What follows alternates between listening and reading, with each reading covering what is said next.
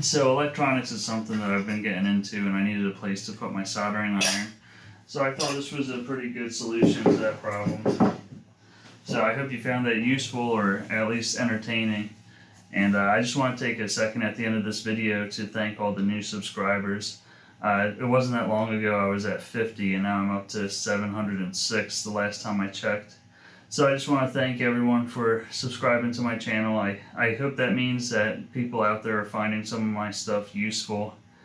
And I'm going to try to put more videos out on a more frequent basis.